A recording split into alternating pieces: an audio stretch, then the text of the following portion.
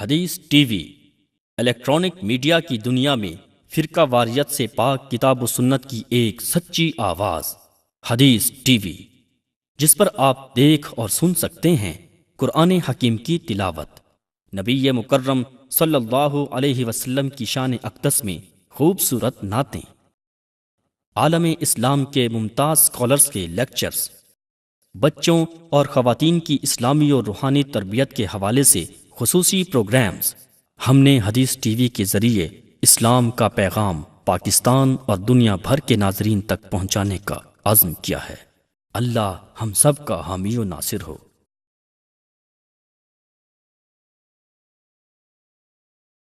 بادِ رحمت sink sink جائے، بادِ رحمت سنک سنک جائے، وادی جان مہک مہک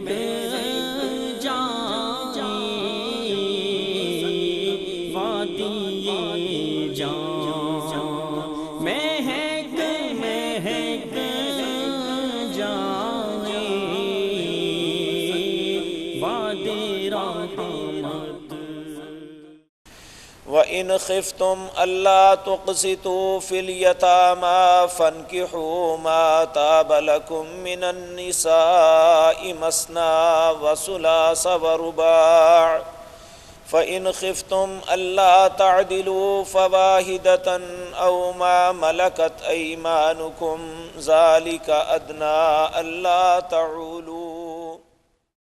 الحمد للہ نحمده ونستعینه ونستغفره ونعوذ باللہ من شرور انفسنا ومن سیئات اعمالنا، من يهده اللہ فلا مضل له ومن يضلل فلا هادی له، وأشهد أن لا إله إلا الله وحده لا شريك له، وأشهد أن محمدًا عبده ورسوله، أما بعد فإن خير الحديث كتاب الله، وخير الهدي هدي محمد صلی اللہ علیہ وسلم، وشر الأمور محدثاتها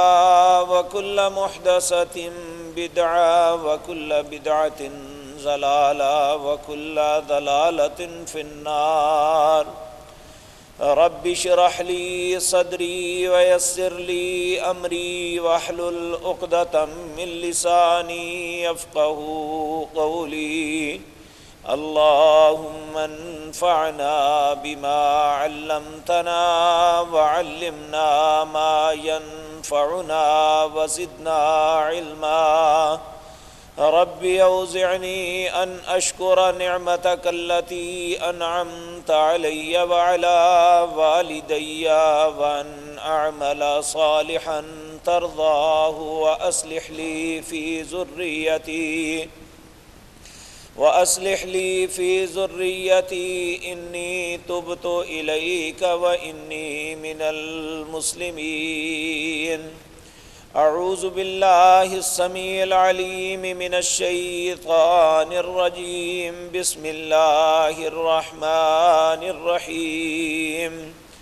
وَإِنْ خِفْتُمْ أَلَّا تُقْسِطُوا فِي الْيَتَامَى فَانكِحُوا مَا طَابَ لَكُم مِّنَ النِّسَاءِ مَثْنَىٰ وَثُلَاثَ وَرُبَاعَ فَإِنْ خِفْتُمْ أَلَّا تَعْدِلُوا فَوَاحِدَةً أَوْ مَا مَلَكَتْ أَيْمَانُكُمْ ذَلِكَ أَدْنَىٰ أَلَّا تَعُولُوا۔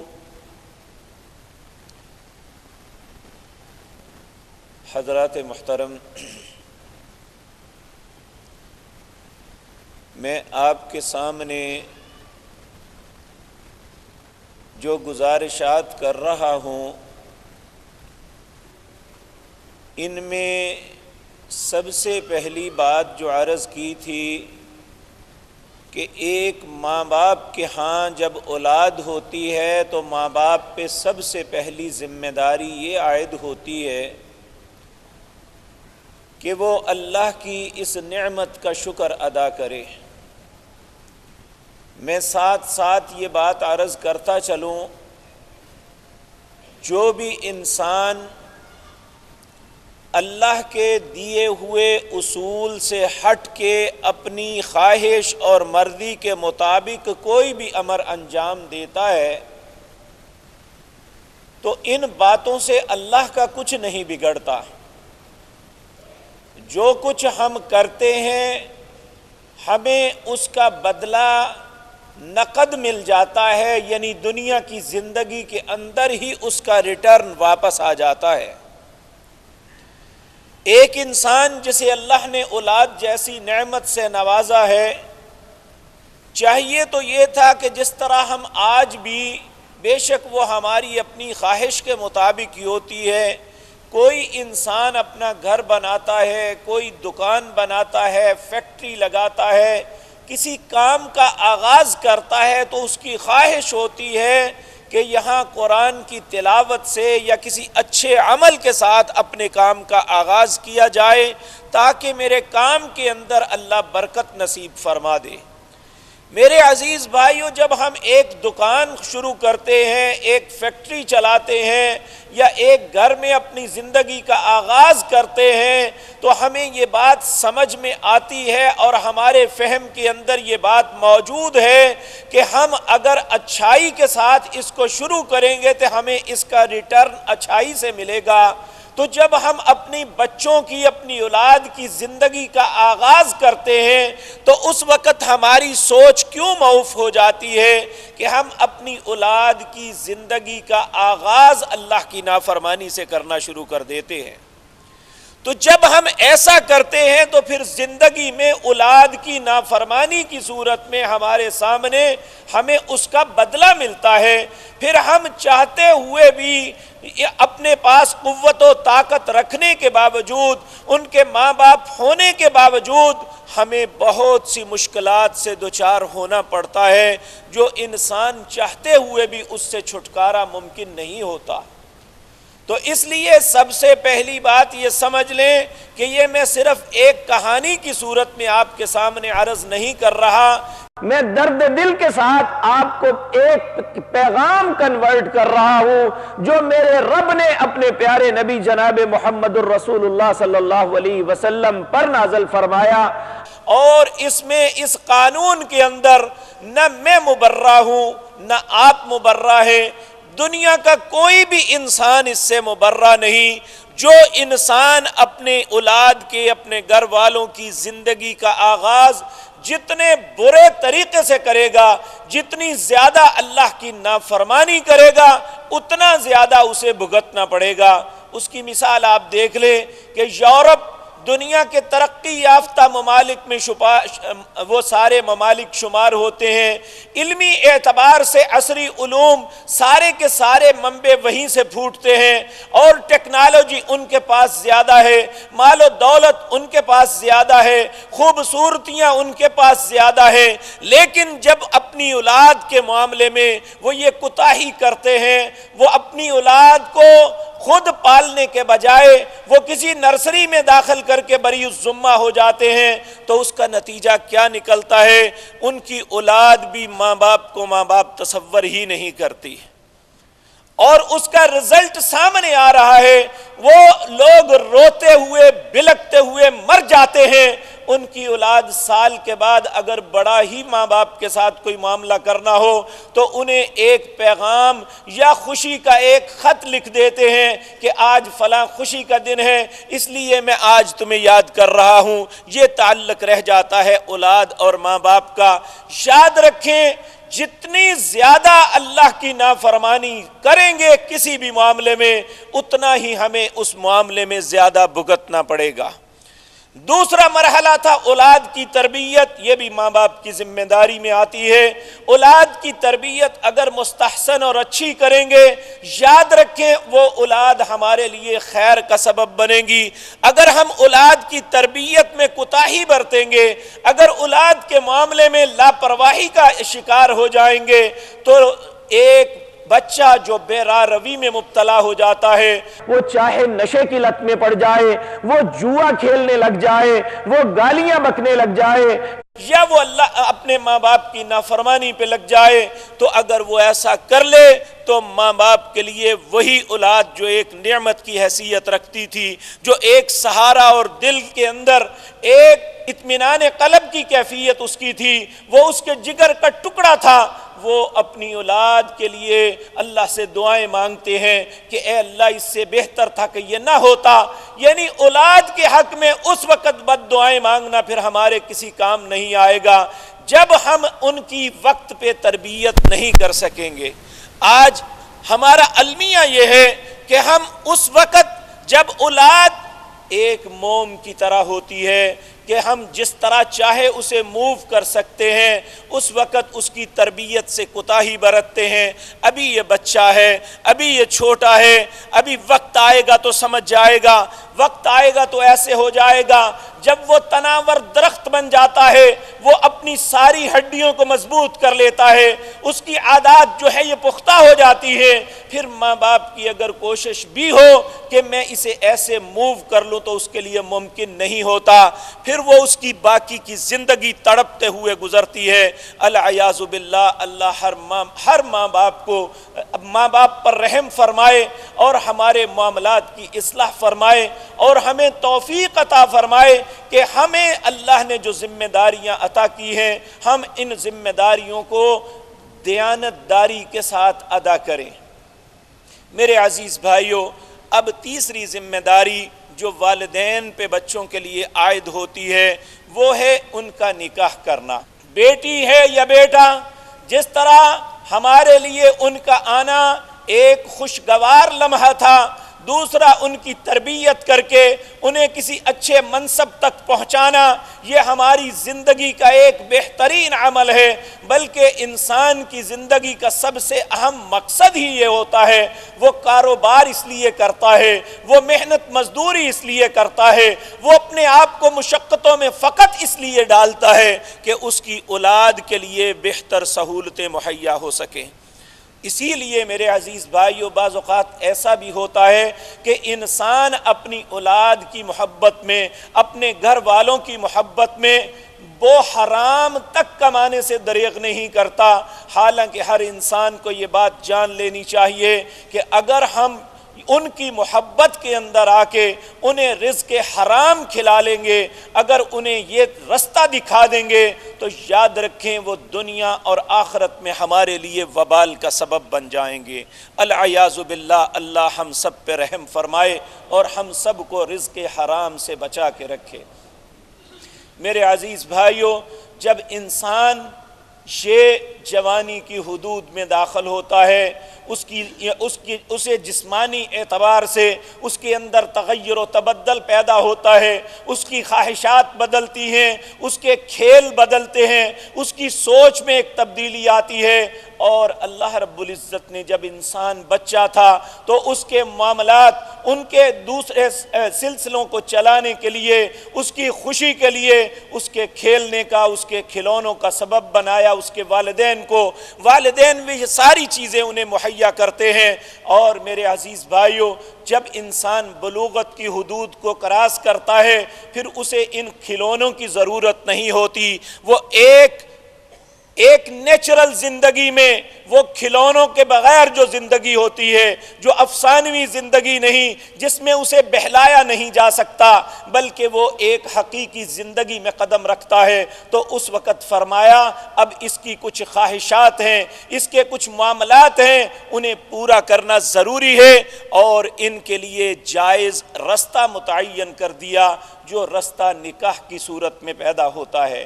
نکاح جو ہے دو اسباب کی وجہ سے کیا جاتا ہے۔ پہلا سبب یہ انسانیت کی بقا کے لیے ضروری ہے کہ انسان اس کے لیے جائز رستے کو اختیار کرے۔ اب اگر انسانیت کی بقا کے لیے انسان ناجائز رستوں کو اختیار کرے گا تو ہر انسان کے لیے اپنی زندگی شرمندگی کا باعث بن جائے گی، کیونکہ اسے احساس ہی نہیں ہوگا۔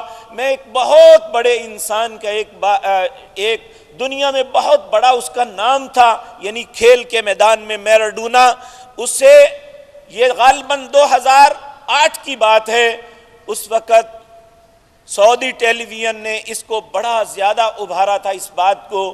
میراڈونا دنیا کے امیر ترین انسانوں میں ایک شخص شمار ہوتا ہے، اس کے پاس نہ مال و دولت کی کمی ہے، نہ اس کے پرستاروں کی کمی ہے، دنیا میں ہر طرف اس کے لیے عزت ہی عزت تھی۔ لیکن ایک اینکر نے اسے پوچھا جو اس کا انٹرویو لے رہا تھا، اس نے کہا مجھے یہ ایک بات تو بتاؤ، دنیا کی ہر نعمت تیرے قدموں میں نچھاور کر دی گئی ہے، ہر چیز تم حاصل کر سکتے ہو، ہر جگہ تم جاتے ہو تو لوگ تیری ایک جھلک دیکھنے کے لیے ترستے ہیں، مجھے ایک بات تو بتاؤ، تم نے اپنا یہ حلیہ کیا بنایا ہوا ہے؟ کیوں اتنا نشہ کرتے ہو؟ کس بات سے فرار اختیار کرتے ہو؟ کہنے لگا، رو پڑا، رو کے کہنے لگا میری زندگی کا المیہ یہ ہے کہ مجھے پتہ نہیں ہے میرا ماں کون ہے، میرا باپ کون ہے، فقط مجھے یہ پتا ہے کہ فلاں ہسپتال کے اندر میری ایک ماں تھی جو آئی، اس نے وہاں آ کے مجھے جمع کروا دیا، وہ یہ نہیں لکھوا کے گئی کہ اس کا باپ کون ہے، یہ کہاں سے دنیا میں کس طریقے کے ساتھ اس دنیا میں آیا۔ یہ دنیا کا بہت بڑا نامور انسان اس بات پہ پریشان ہے۔ تو میرے عزیز بھائیو، اللہ نے مسلمانوں پہ کتنا بڑا رحم فرمایا، کتنا بڑا کرم کیا کہ تمہارے لیے ایک خوبصورت رستہ نکال دیا کہ تم وہ رستہ اختیار کرو۔ فخر کے ساتھ بچے کہتے ہیں میرے بابا کا نام فلاں ہے، میری ماں فلاں عورت ہے، اور ماں کو بھی اپنے کردار پہ کوئی شرم نہیں، وہ فخر سے کہتی ہے ہاں یہ میرا بیٹا ہے۔ باپ فخر کے ساتھ کہتا ہے ہاں یہ میرا بیٹا ہے۔ کیوں فخر کرتے ہیں؟ اس لیے کہ انہوں نے ایک جائز رستہ اختیار کیا تھا، حالانکہ کام وہی ہے جو ناجائز طریقے سے کیا جائے، لیکن چونکہ یہ رستہ وہ تھا جو اللہ نے انسانیت کے لیے متعین کیا ہے، اگر اس صحیح رستے کو اختیار کریں گے تو ہماری زندگی، ہماری اولادوں کی زندگی، ہمارے ماں باپ کی زندگی ایک فخریہ زندگی ہوگی۔ اگر ہم ناجائز طریقوں کو استعمال کریں گے تو ہماری زندگی ہمارے لیے وبال بن جائے گی۔ تو اس لیے ضروری ہے پیارے نبی جناب محمد الرسول اللہ صلی اللہ علیہ وسلم ایک مرتبہ لوگوں میں تشریف لائے۔ قدرتی طور پہ اس وقت نوجوان جو ہے یہ آپس میں مل کے بیٹھے ہوئے تھے، آپس میں گفتگو کر رہے تھے۔ آپ تشریف لائے تو جیسی مجلس ہوتی نبی کریم صلی اللہ علیہ وسلم ویسی ہی ان کے سامنے بات کرتے۔ آپ جب تشریف لائے، دیکھا خوبصورت نوجوان بیٹھے ہوئے ہیں، آپ نے آتے ہی مخاطب سلام کر کے کہا ایا ایھا الشباب، اے جوانوں کی جماعت، میں تمہیں ایک نصیحت کرنا چاہتا ہوں۔ تم میں سے جو طاقت رکھتا ہے، جو استطاعت رکھتا ہے، وہ شادی کر لے، اور جو طاقت نہیں رکھتا وہ کسی گناہ میں مبتلا نہ ہو بلکہ وہ روزہ رکھا کرے، وہ اس کو بے حیائی اور برائی کے کاموں سے بچا لے گا۔ یعنی انسان کی جوانی کو ایک غلط رستے پہ چلنے سے منع کرنے کے لیے دو ہی رستے ہیں۔ اگر وہ طاقت رکھتا ہے، اپنے آپ کو برائی سے بچانا چاہتا ہے، تو اس کے لیے ضروری ہے کہ وہ شادی کر لے۔ ماں باپ پہ یہ ذمہ داری عائد کی۔ نبی مکرم جناب محمد الرسول اللہ صلی اللہ علیہ وسلم ایک مرتبہ ایک جنازہ پڑھ کے آپ نکلے۔ جب آپ جا رہے تھے، آپ کے آگے سیدنا علی جا رہے تھے، آپ نے ان کے کندھے پہ ہاتھ رکھا، آپ نے کہا علی، میں تمہیں 3 باتوں کی نصیحت کرتا ہوں۔ جب آپ کوئی بات کسی صحابی سے کرتے تو یہ خاص ان کے لیے نہیں ہوتی، بلکہ یہ ایک پیغام تھا جو کنورٹ ہوتا پوری امت کے لیے۔ یعنی وہ ایک گواہ تھا جس نے اپنے کانوں سے پیارے نبی جناب محمد الرسول اللہ کی بات کو سنا، کہا 3 باتوں کی تمہیں نصیحت کرتا ہوں، اگر تمہاری زندگی میں اس کا وقت آ جائے تو ایک لمحہ بھی تاخیر نہ کرنا، جلدی سے جلدی ان 3 کاموں کو انجام دینے کی کوشش کرنا۔ وہ 3 کام کون سے تھے؟ پہلا آپ نے فرمایا، پہلا کام یہ سن لو، اگر اذان کی آواز کان میں پڑ جائے تو ایک لمحہ بھی نماز کی ادائیگی میں تاخیر نہ کرنا، ابھی پڑھ لوں گا یہ نہ کرنا، بلکہ فوراً اپنے آپ کو نماز کے لیے تیار کرنا اور نماز کی ادائیگی کے لیے جانا۔ اگر ایسا نہیں کرو گے تو بے شک تم انتظار میں ہو کہ ابھی تھوڑی دیر میں پڑھ لوں گا، اگر اسی حالت میں موت آ گئی تو بے نمازوں میں نہ لکھ دیے جاؤ۔ نمبر 2 آپ نے فرمایا، جب بیٹی اور بیٹا جوان ہو جائے اور وہ بلوغت کی حد کو پہنچ جائیں تو پھر انتظار نہ کرنا، ابھی تھوڑے سال ٹھہر جائیں، یہ کام ہو جائے پھر کر لیں گے۔ کہا فوراً ان کی شادی کرنا، وہ کہیں کسی قباحت میں مبتلا ہو جائیں تو اللہ تمہیں نہ پکڑ لے، جو ذمہ داری تم پہ عائد ہوتی تھی تم نے پوری نہیں کی۔ تو اس لیے جب بچہ بالغ ہو جاتا ہے تو ماں باپ پہ ذمہ داری عائد ہوتی ہے کہ وہ فوراً اس کی تربیت کے بعد، اس کے معاملات کو سدھارنے کے بعد اس کے نکاح کی کوشش کرے۔ اور تیسرا فرمایا، اگر خدا نخواستہ تمہارے عزیز و اقارب میں کوئی فوت ہو جائے تو اس کی تدفین میں جلدی کرنا، اگر تو وہ اچھا ہے تو تمہیں کوئی حق نہیں ہے کہ اللہ نے جو اس کے لیے انعامات تیار کر کے رکھے ہیں ان سے انہیں روکے رکھو، اور اگر وہ برا ہے تو اس برائی کو اپنے کندھوں سے پھینک دو۔ تو میرے عزیز بھائیوں، نبی کریم صلی اللہ علیہ وسلم نے ان 3 نصیحتوں میں جو دوسری اور اہم نصیحت فرمائی وہ یہ تھی کہ جب بیٹا اور بیٹی جوان ہو جائیں تو پھر ان کی شادی کرنا یہ ماں باپ کی ذمہ داری ہے۔ اور یاد رکھیں، ہمارے معاشرے میں ایک نیا سبق دیا گیا ہے سابقہ دور کے اندر، اور ہمارے سپریم کورٹ تک نے اس کو جائز قرار دے دیا، ہماری پارلیمنٹ نے یہ قانون بنا دیا، جو اپنی مرضی سے بالغ شادی کرنا چاہتا ہے اسے نہیں روک سکتے، جبکہ ایک قانون وہ ہے جو یہاں کے بے وقوفوں نے بنایا، اور ایک قانون وہ ہے جو کائنات کے امام جناب محمد الرسول اللہ صلی اللہ علیہ وسلم نے ہمیں رب کا بتایا۔ وہ قانون کیا ہے؟ نبی مکرم جناب محمد الرسول اللہ صلی اللہ علیہ وسلم نے ارشاد فرمایا، ایما امرأۃ نکحت اذن ولیہا فنکاحها باطل فنکاحها باطل فنکاحها باطل۔ کوئی بیٹی اپنے ولی کی اجازت کے بغیر اپنی من مرضی سے جا کے کسی سے نکاح کر لیتی ہے تو 3 مرتبہ پیارے نبی جناب محمد الرسول اللہ نے فرمایا اس کا نکاح باطل ہے، اس کا نکاح باطل ہے، اس کا نکاح باطل ہے۔ اور ایک حدیث میں نبی مکرم صلی اللہ علیہ وسلم نے فرمایا، لا نکاح لمن لا ولی لہ، وہ نکاح ہی نہیں ہے جس کے اندر بیٹی کا ولی شامل نہیں ہوتا۔ تو ولی سے مراد کیا ہے؟ یا اس کا باپ ہو، یا اس کا بھائی ہو، یا اس کا چچا ہو، باپ کے ہوتے ہوئے، چچا کے ہوتے ہوئے، بھائی کے ہوتے ہوئے ماموں کو ولی بنانا یا بہنوئی کو ولی بنانا، یہ اسلام اس کی اجازت نہیں دیتا۔ اس بچی کے رشتہ داروں میں سب سے اقرب رشتہ ہے باپ کا، اس کے بعد اس کے بھائی کا، پھر اس کے چچا اور تایا کا۔ اگر خدا نخواستہ ان میں کوئی بھی نہیں ہے، یہاں ایک بات ذہن میں رکھ لیں کہ بعض اوقات ایسا بھی ہوتا ہے، بلکہ پچھلے دنوں ایک نکاح پڑھایا، میں نے ان سے پوچھا کہ یہ بیٹی کا ولی کون ہے؟ وہ کہتے ہیں ان کا بہنوئی ہے۔ میں نے کہا اس کا باپ نہیں ہے، بھائی بھی نہیں ہے، جی چچا تایا ہے لیکن وہ ان سے بولتے نہیں ہیں۔ میرے عزیز بھائیوں، میں آپ کو اللہ کا واسطہ دے کے کہتا ہوں، ایک یتیم بیٹی جس کا کوئی بھائی بھی نہیں، جس کا باپ بھی نہیں ہے، کیا چچا اور تائے کو شرم نہیں آئی کہ اس کا ایسا وقت آیا ہے جب اس نے اپنی نئی زندگی کا آغاز کرنا ہے، اور ان بے حیاؤں کو حیا نہ آئی کہ میں اپنی بیٹی کے سر پہ ہاتھ رکھ کے اس کا ولی بن کے اس کے نکاح میں کردار ادا کر دوں۔ کل جب اللہ کی عدالت میں وہ تایا یا چچا پیش ہوں گے، جب وہ چچا زاد بھائی پیش ہوں گے، وہ صرف دنیا کی انا کے لیے، اپنے ناک کو رکھنے کے لیے، دوسرے کے ساتھ اپنی دشمنی کے بدلے لینے کے لیے یہ سارے تماشے رچاتے ہیں۔ جب اللہ کی عدالت میں پیش ہوں گے، اللہ ان سے بولنے سے انکار کر دے گا تو کیا جواب ہوگا ان کا؟ میرے عزیز بھائیو، چھوٹی سی بات عرض کرتا ہوں۔ ایک فقیر آدمی، ایک مسکین آدمی جس کے پاس کچھ نہیں ہے، وہ کسی کے دروازے پہ جاتا ہے، وہ اس سے کھانا مانگتا ہے، وہ پانی کا سوال کرتا ہے، وہ اسے نہیں دیتا، حالانکہ وہ رشتہ دار نہیں ہے، تو کل قیامت کے دن اللہ اس شخص کو اپنے سامنے کھڑا کرے گا اور اس سے پتہ کیا کہے گا؟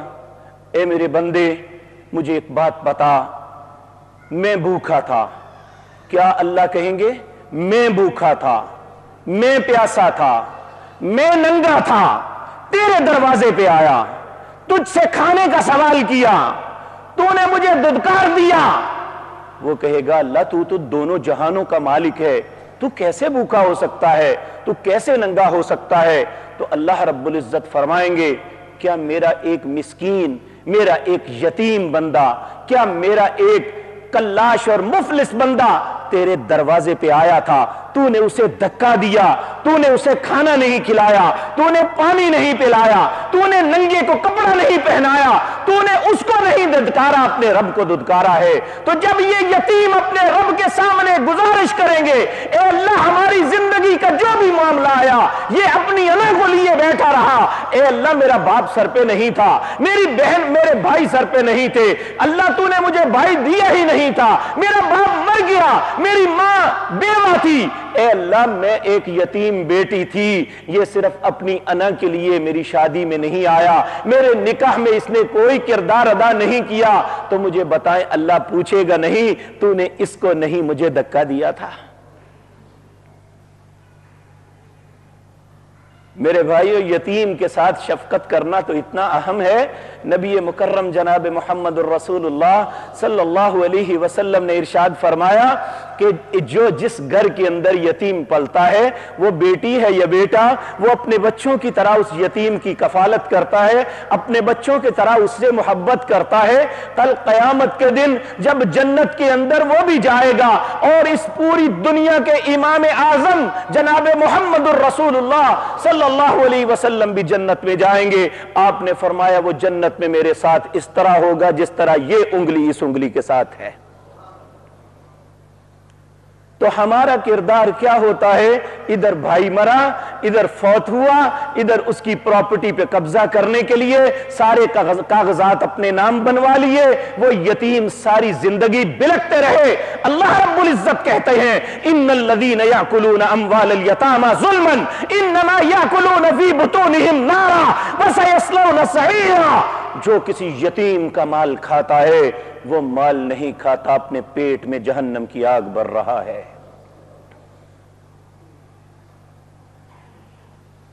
تو آپ نے فرمایا جس نے صرف ایک مرتبہ کسی یتیم کے سر پہ ہاتھ رکھا، پیار کے ساتھ ہاتھ رکھا، شفقت کے ساتھ اسے پیار کیا، اللہ رب العزت اس کے ہاتھ کے نیچے جتنے بال آتے ہیں اتنے گناہ معاف کر دیں گے۔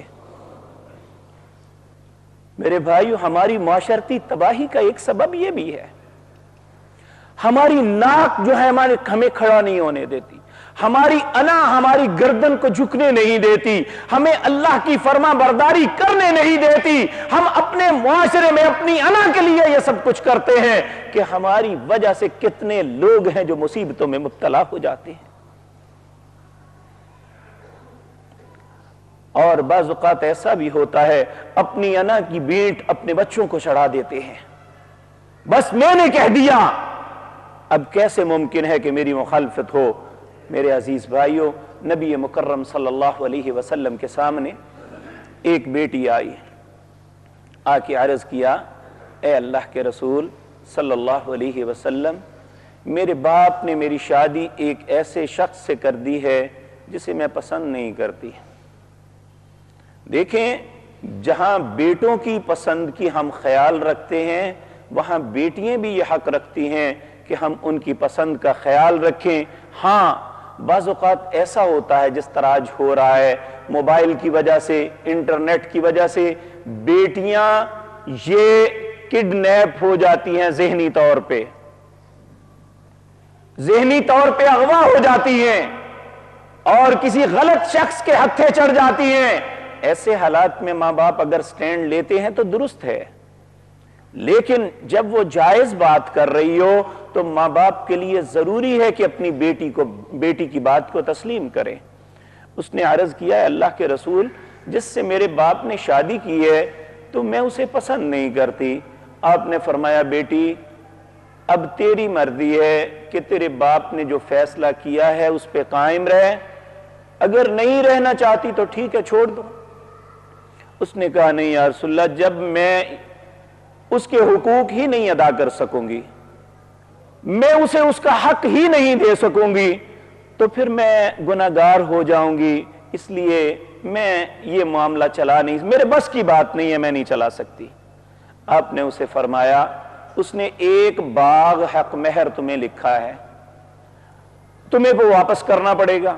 اس نے کہا، میں واپس کر دیتی ہوں، لیکن آپ یہاں یہ بات ذہن میں رکھیں، اس کے ذہن میں کوئی دوسرا تصور نہیں تھا۔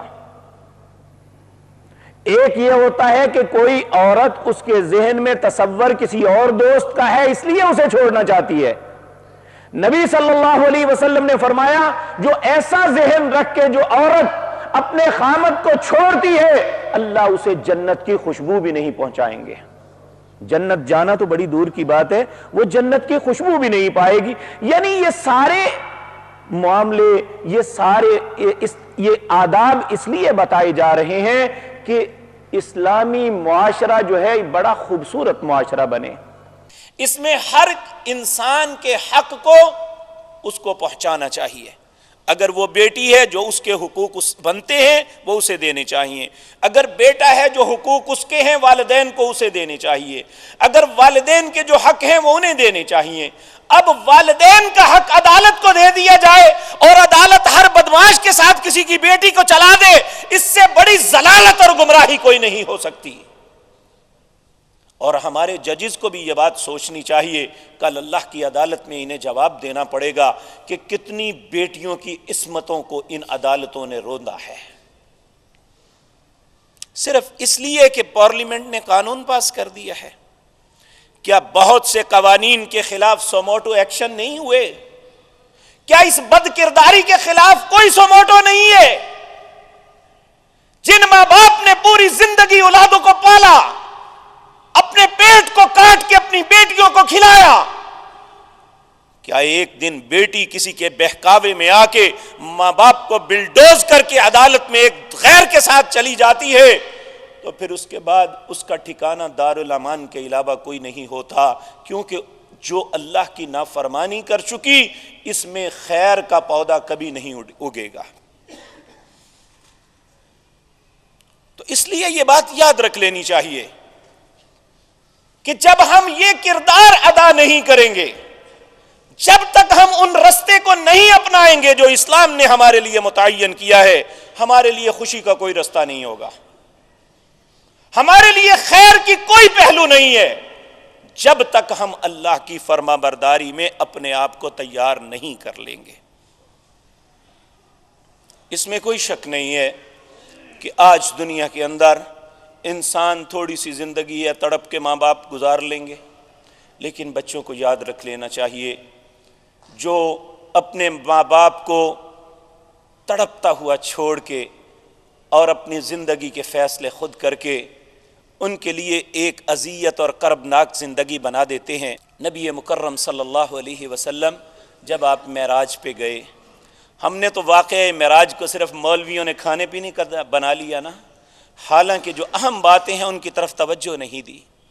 نبی صلی اللہ علیہ وسلم کو اللہ نے جنت کی اور جہنم کا دکھلایا، اور جہنم میں جب ان لوگوں کا حال دکھلایا جو مختلف قباحتوں میں مبتلا ہو کے آج مختلف عذابوں میں مبتلا تھے، ان میں ایک نوجوان تھا جسے فرشتے پکڑتے اسے آگ لگاتے، وہ تڑپتا، اتنا تڑپتا کہ اس لگی ہوئی آگ میں تڑپ تڑپ کے مر جاتا، پھر اسے زندہ کیا جاتا، پھر اسے آگ لگائی جاتی، پھر وہ تڑپتا، تڑپ تڑپ کے پھر مر جاتا، پھر اسے زندہ کیا جاتا۔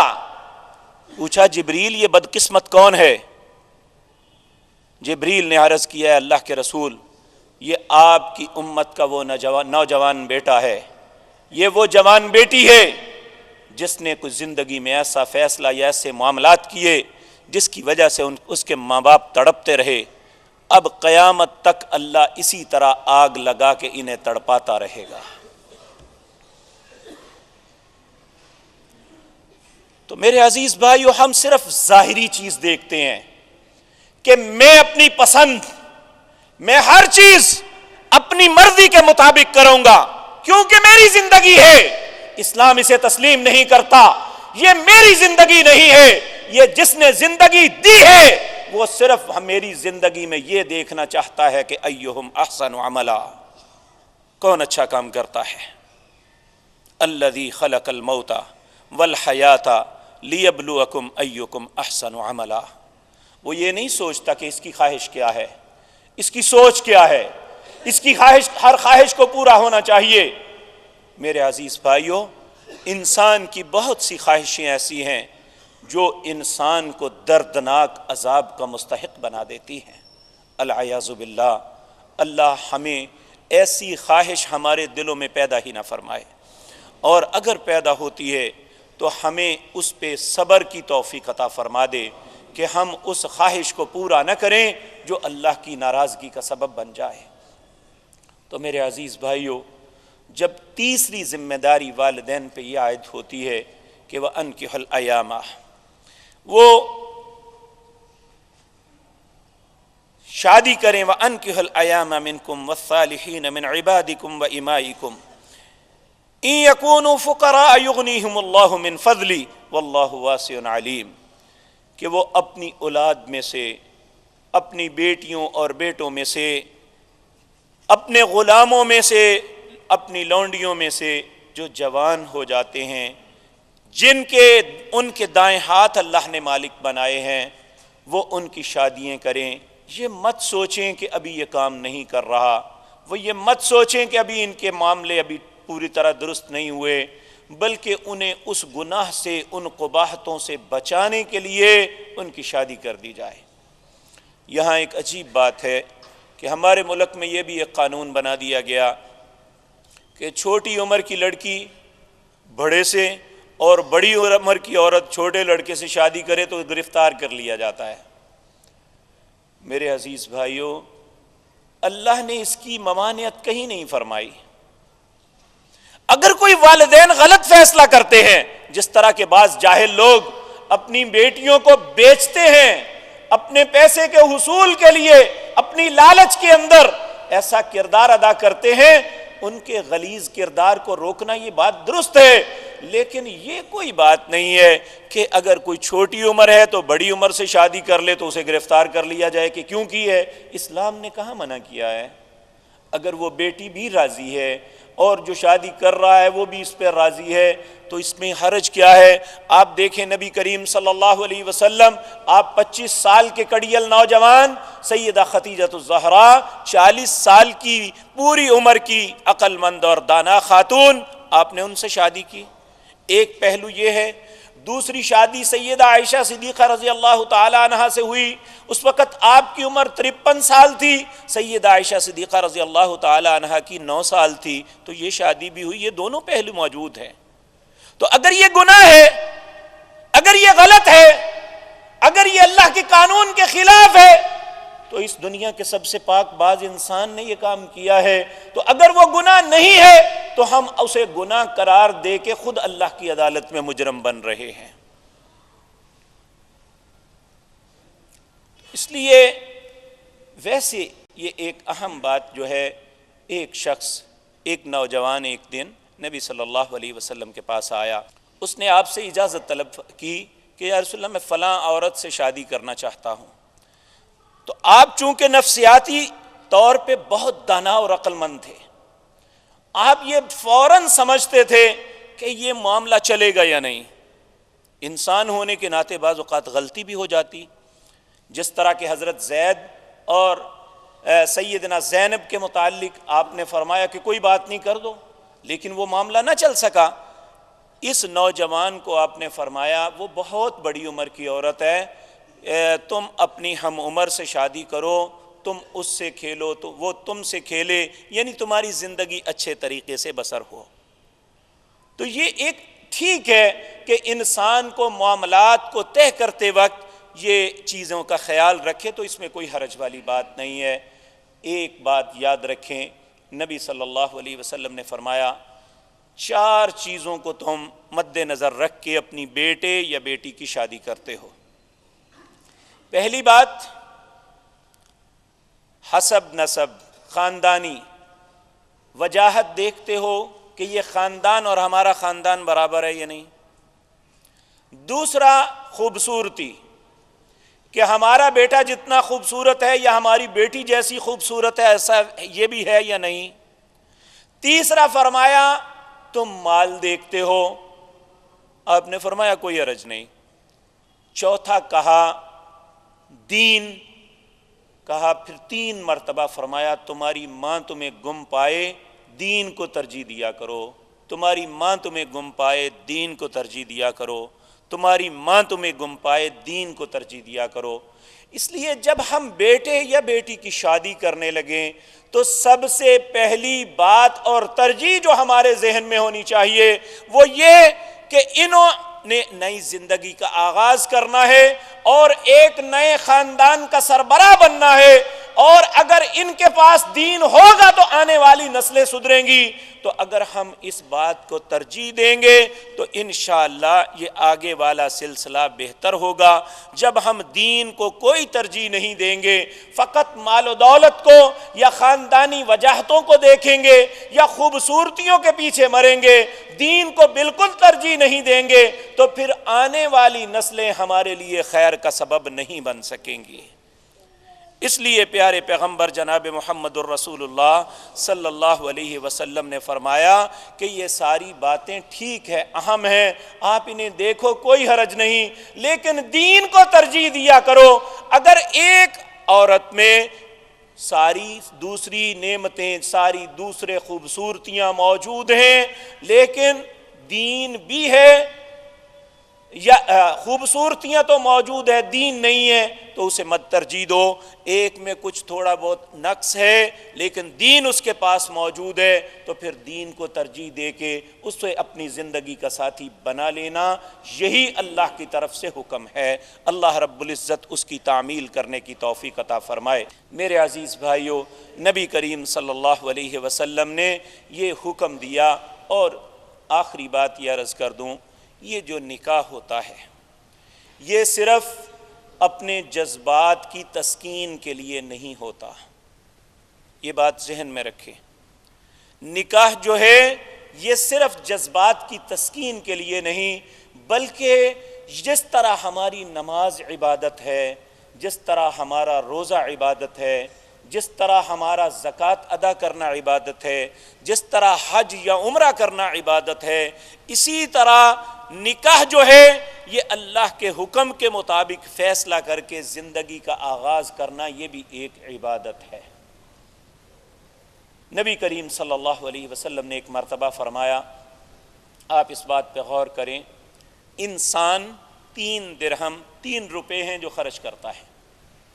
نبی کریم صلی اللہ علیہ وسلم نے ارشاد فرمایا، اللہ نے یہ بات مجھے بتائی، ثلاث حق علی اللہ عونہم، 3 بندوں کی مدد اللہ اپنے اوپر فرض سمجھ لیتے ہیں.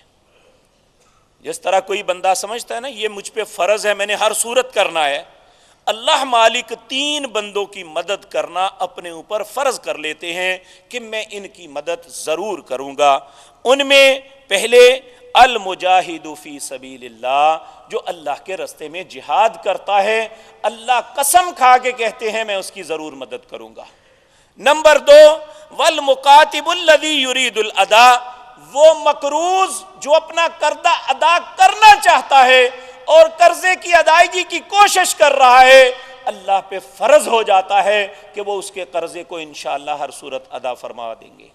اگر نیت میں کھوٹ نہیں تو وہ قرضہ ضرور اللہ ادا کروا دیتے ہیں، اور بے شمار لوگ ایسے ہیں جو دینا چاہتے ہیں اور اللہ بہت بڑی بڑی رقموں میں سے اسے نکال دیتا ہے۔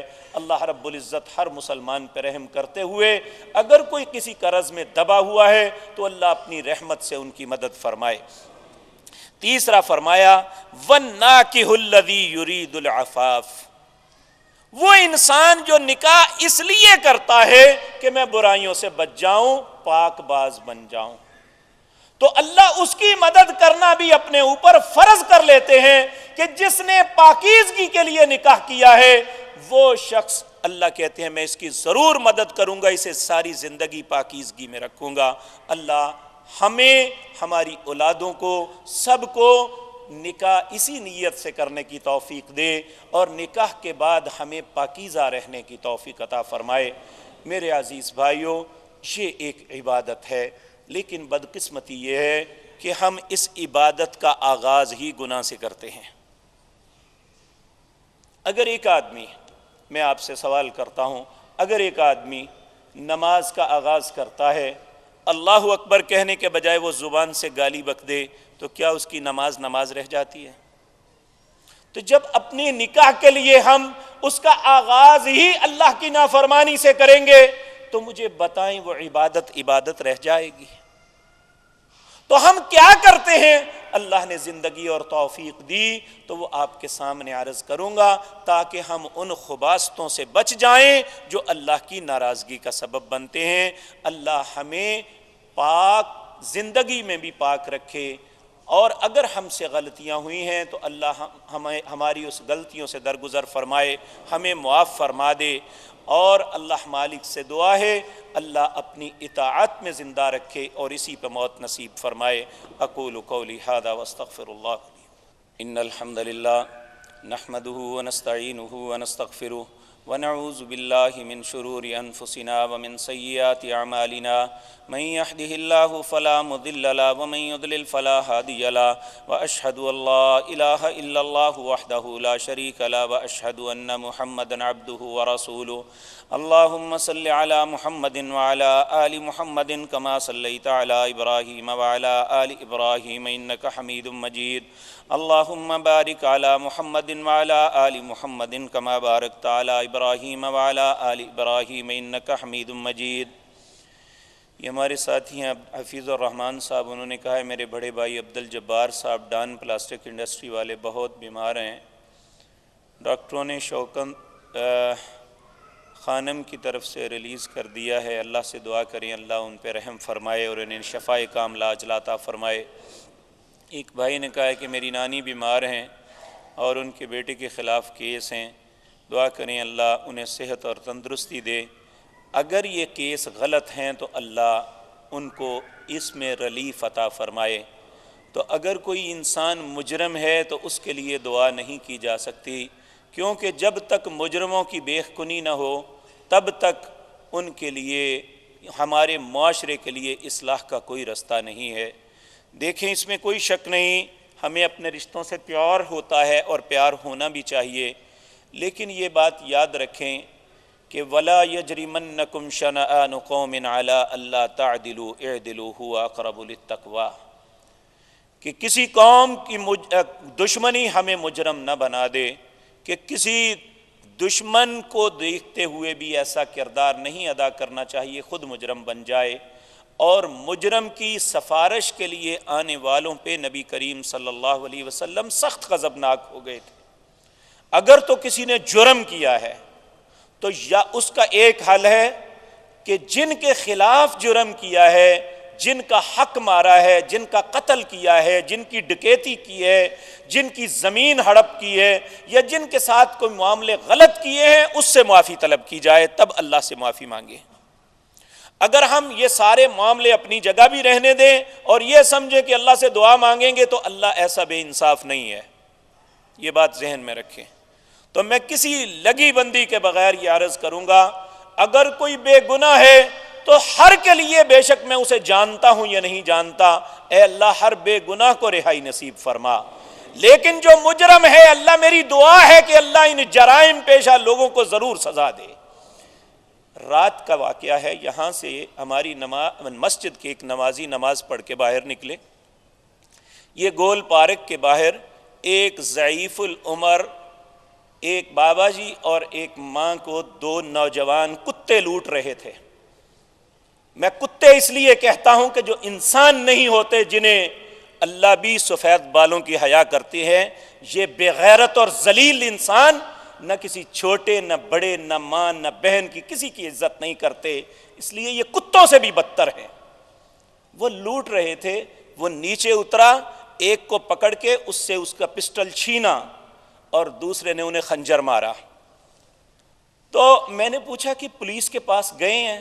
کہنے لگے کیا لینے جائیں، یہ تو سرپرست ہیں بے غیرت ان کے، اور سارے جرائم کے بےخونی کے بجائے یہ صبح سے شام تک حرام خوری کرتے ہیں، ان کا بہت گندا کردار ہے، شاید یہ بھول گئے ہیں کہ انہیں بھی اللہ کی عدالت میں پیش ہونا ہے۔ پچھلے دنوں میں کبھی ممبر پہ ایسی بات نہیں کی، میری اپنی موٹر سائیکل چوری ہو گئی، کئی شخصوں سے بات کی، وہ کہنے لگے آپ کو موٹر سائیکل دے دیتے ہیں، آپ کو موٹر سائیکل سے غرض ہونی چاہیے۔ میں کہ مجھے نہیں چاہیے، صرف اپنی چاہیے۔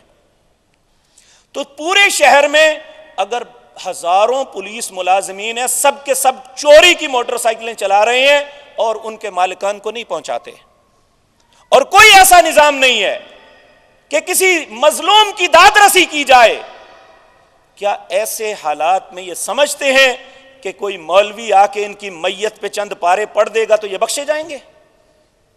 کتنا ظلم ہے جو ان کے ہاتھوں میں لکھا ہوا ہے، کتنے قاتل ہیں جو انہوں نے پیسے لے کے چھوڑے ہوئے ہیں، کہ اللہ کی عدالت میں بے انصافی ہو جائے گی۔ تو اس لیے یہ میں وزیر اعلیٰ سے عرض کرتا ہوں، تھانوں کی بلڈنگیں اچھی بنانے سے جرائم کی بےخونی نہیں ہوگی، بلکہ یہاں با کردار انسانوں کو لاؤ۔ بد کردار اور حرام خور انسان کبھی معاشرے کے لیے بہتری نہیں پیدا کر سکتا۔ تو میری اللہ سے دعا ہے، اے اللہ تو ہم پہ رحم کر دے، ہمیں ان ظالم لوگوں سے نجات عطا فرما دے۔ ایک بھائی نے کہا ہے کہ میری بانجی، ان کی شادی ہوئی ہے، دراز سے بے اولاد ہیں، اللہ رب العزت سے دعا کریں اللہ سب بے اولادوں کو اولاد کی نعمت سے نوازے۔ ایک بھائی نے کہا ہے کہ میری والدہ وفات پا گئی ہیں، ان کی مغفرت کے لیے دعا کریں، اللہ رب العزت ان پہ رحم فرمائے۔ حضرت علی کو رضی اللہ عنہ کو علی علیہ السلام کہنا جائز ہے؟ دیکھیں علیہ السلام یہ انبیاء کے ساتھ خاص ہے، انہیں کہنا چاہیے۔ صحابہ جتنے بھی ہیں ان کے لیے اللہ نے جو لفظ بولا ہے وہ رضی اللہ عنہ ہی بولا ہے کہ اللہ ان پہ راضی ہے، تو ہمیں وہی کہنا چاہیے جو اللہ نے کہا ہے، اپنی خواہش کے مطابق نہیں چلنا چاہیے۔ سینے کے حصے مثلاً سینے پر سے بال صاف کرنے چاہیے۔ میرے بھائی یہ اگر بال اذیت دیں تو صاف کرنے میں کوئی حرج نہیں، اگر وہ اذیت نہیں دیتے تو پھر انہیں چھوڑ دیجیے۔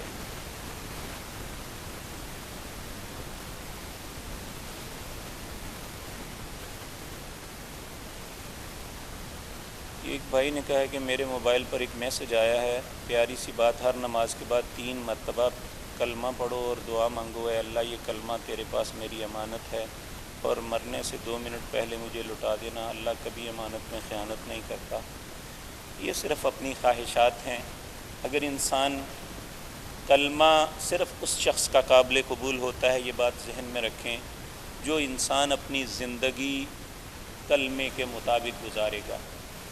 یہ کلمہ اپنے آخری وقت فرعون نے بھی پڑھا تھا، جب وہ مرنے لگا تھا ایک گھونٹ پانی اندر گیا، کہنے لگا لا الہ الا الذی آمنت بہ بنو اسرائیل، میں اس اللہ پہ ایمان لاتا ہوں جو بنی اسرائیل کا رب ہے، تو اللہ نے اس کے کلمے کو قبول کرنے سے انکار کر دیا تھا۔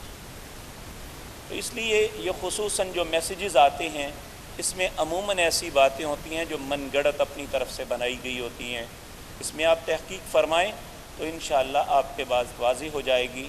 نماز کے بعد کچھ اذکار ہیں جو پیارے نبی جناب محمد الرسول اللہ نے بتائیں، وہ دعاؤں اور نماز کی کتابوں میں موجود ہیں۔ اس وقت چونکہ وقت کم ہے، وگرنہ میں آپ کے سامنے دہرا دیتا سارے، تو آپ وہ پڑھیں، وہی آپ کے لیے دنیا اور آخرت میں خیر اور بلائی کا سبب انشاءاللہ بنیں گے۔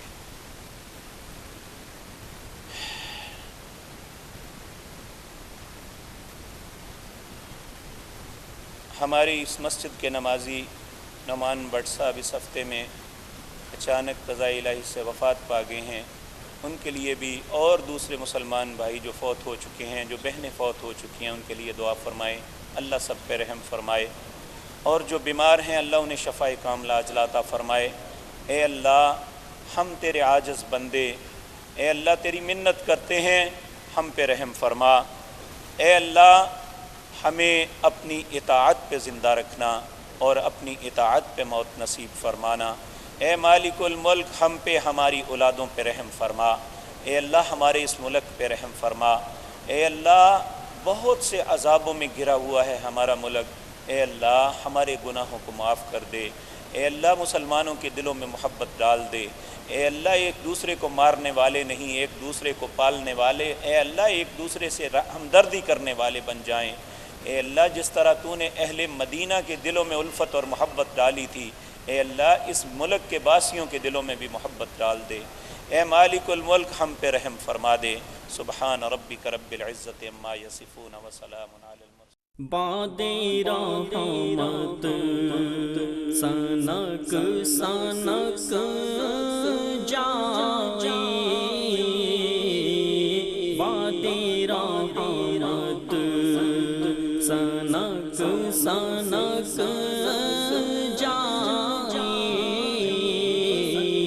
وادی جان مہک مہک جائے،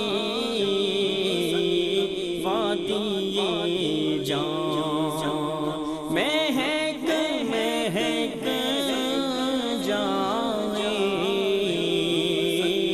وادی رحمت۔ حدیث ٹی وی الیکٹرانک میڈیا کی دنیا میں فرقہ واریت سے پاک کتاب و سنت کی ایک سچی آواز، حدیث ٹی وی، جس پر آپ دیکھ اور سن سکتے ہیں قرآن حکیم کی تلاوت، نبی مکرم صلی اللہ علیہ وسلم کی شان اقدس میں خوبصورت نعتیں، عالم اسلام کے ممتاز اسکالرز کے لیکچرز، بچوں اور خواتین کی اسلامی اور روحانی تربیت کے حوالے سے خصوصی پروگرامز۔ ہم نے حدیث ٹی وی کے ذریعے اسلام کا پیغام پاکستان اور دنیا بھر کے ناظرین تک پہنچانے کا عزم کیا ہے۔ اللہ ہم سب کا حامی و ناصر ہو۔